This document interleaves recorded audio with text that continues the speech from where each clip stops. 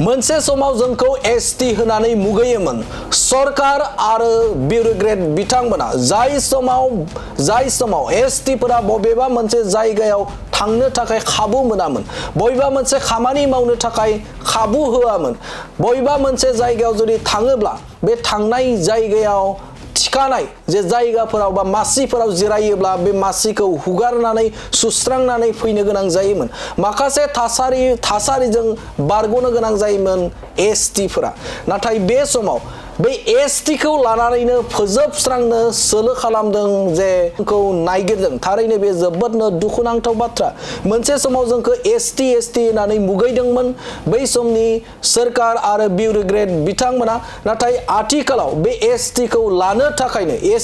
लानो थाखायनो आरो एसटी लानानै बे समाव जोंखौ फोजोबस्रांनो थाखाय थियारि जादों एबा सोलो खालामदों जाय समाव बर'फोरा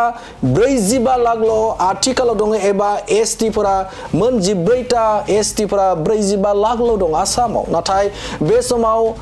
मोन द' हारिजों जुदि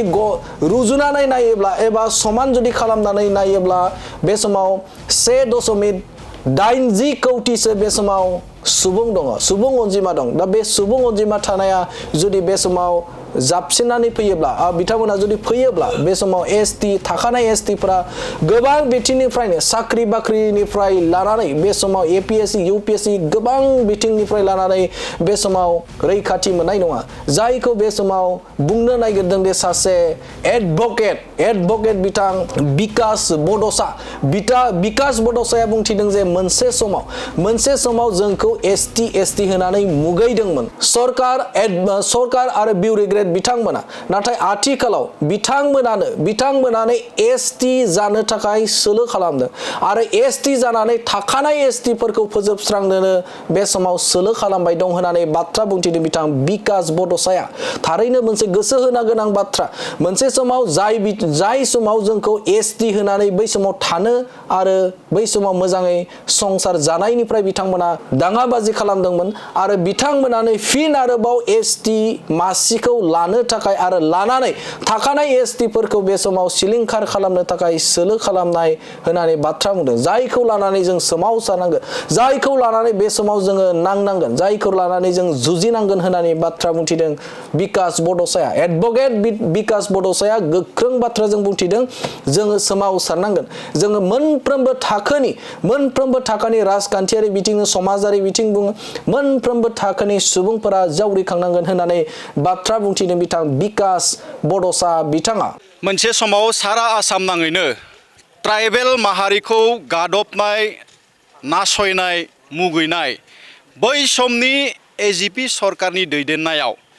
बा प्रफुल्ल कुमार महन्तनि दैदेननायाव जोङो गादब जादोंमोन जोङो मुंख्लं जानांगौ जादोंमोन जोङो जिउ खोमानांनाय मोनसे परिबेस जादोंमोन दिनै फैयै बे एखे मोनसे थासारिया दिनै डक्टर हिमन्त बिश्व शर्मानि जि खुंथाय बेबस्थायाव नैबे खुंथाया बेबायदि थासारिसिम लांगोन नामा बेबायदि थासारि सोरजिहोगोन नामा बेखौ जोङो साननांगौ सम जाबाय मानोना जोङो नुदों जे दिनैहाय इउनिभारसिटिफ्राव जों जुदि एडमिसन मोनाब्ला मानोना जोंनि इक'नमिक कन्डिशन आरो जोंनि जौगानायखौ जोङो सुनानै नायोब्ला साबेसे ट्राइबेला जेनेरेल केटेगरियाव जेनेरेल पस्टआव मुं थिसनजानायखौ जोङो नुदों साख्रियाव मुलुगसोलोंसालियाव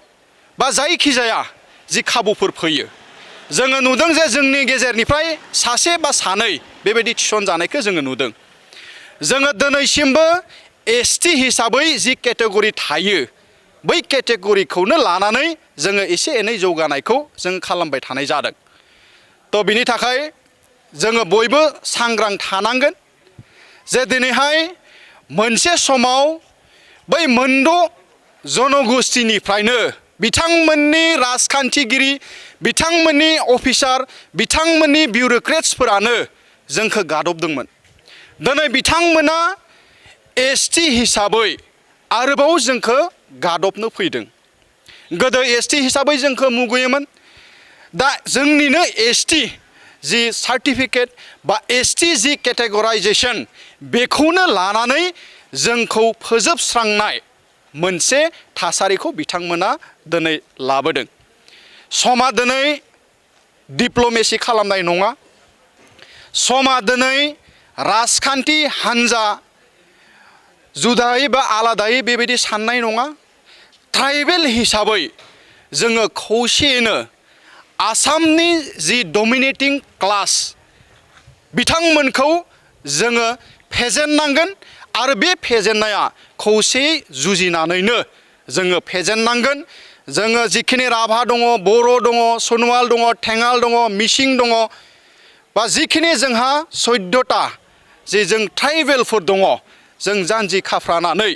जाहाथे आनकनस्टिटिउसनेल मोनसे जि आसाम बिधान सभायाव थांखि लानो बिथांमोना थांगासिनो दङ, बेखौ होबथानांगोन। जे मोनद' हारिनि कनस्टिटिउसनेल राइट्सखौ इनफ्रिन्स खालामनानै फोजोबस्रांनानै जे आपार बा उन्नत बा डेभलप कमिउनिटिसनो जि एसटि मोनसे केटेगराइजेसन खालामनाया बियो पियरलि आयेन बेरेखा, बियो आनकनस्टिटिउसनेल आरो बे आनकनस्टिटिउसनेल बाथ्राखौ पलिटिकेल गेननि थाखाय बा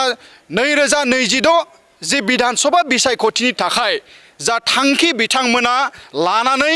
दिल्लीसिम दैथायहरनो नागिरदों बेखौ जों बयबो कन्डेम खालामनांगौ। थाद'नाय गैयै मोनसे सोमावसारनायनि गेजेरजों ट्राइबेलफ्रा, बर'फ्रा राजा लामा, रेल लामा, मुलुगसोलोंसालि, जौमा फरायसालि, जोंनि जुडिसियारि बा जिखिनि जोंहा आसाम सरकार बिटिसि सरकारनि बिफानफ्राव साख्रिआवला दङ, बिथांमोना जानजि खाफ्रानानै सोमावसारनांगोन। गावबा गाव प्लेटफर्माव ससियेल मिडियायाव हायो, निउस मिडियायाव हायो, सोमावसारनाय आफादफोरजों लोब्बा थानानै जाबायदि प्रटेस्ट खालामनो हायो जोङो खालामनांगोन। नङाब्ला जोंनि थाखानाय जि राइट्स, थाखानाय जि ओंखाम ओंख्रि बेखौ दिनै सेनो नागिरनाय मोनसे थासारि फैबाय। बेनि थाखाय जोङो माब्लाबाबो सिरि थानो हाया। जोङो जुडिसियारिनि जोङो मानसि हिसाबै बेखौ जोङो नायबाय थादों जे बिथांमोनखौ जुदि नटिफाइ खालामोब्ला, बिथांमोना जुदि एसटि हिसाबै नटिफाइ जायोब्ला जों बोरै गोजौ बिजिरसालियाव बेखौ जोङो चेलेन्ज खालामनो हायो। आरो जिहेतु बेयाव ल'कर कमिटिनिबो मोनसे रेकमेन्डेसन दङ। सोरबा हारिया गोदोनिफ्रायनो नैबे ओनसोलाव थाहैनानै बिथाङा एसटि दाबि खालामनो हाया। माखासे केरेक्टारिस्टिक्स दङ, मोनबा केरेक्टारिस्टिक्स जि ल'कर कमिटिया रेकमेन्डेसन होदों जे मोनसे कमिउनिटिखौहाय गादबना दोनबाय थादों, बिथांमोना बेकवार्ड, बिथांमोना प्रिमिटिभ ट्रेड्स दङ, बिथांमोना साइनेज टु कन्टेक्ट बेफोरबायदि आखुथायावसो जिहेतु होनो हायो। थ' बिनि थाखाय सोरबाया जुदि राजा फोलेरनि होननानै दाबि खालामनो नागिरोबा, सोरबाया जुदि बृहत्तर असमिया जाति गठन प्रक्रियायाव जों लिड लादोंमोन होननानै दाबि खालामनो नागिरोब्ला बेखौ मोननाय बाथ्रा नङा। मानोना भारतनि संबिजिताव बि.आर. आम्बेडकार मानव गेदेर बिथाङा जे जों गादब जानाय श्रेणिनो जिखिनि मोनथायखौ होलांदों बेखौसो जोङो गनायथि होनो हायो।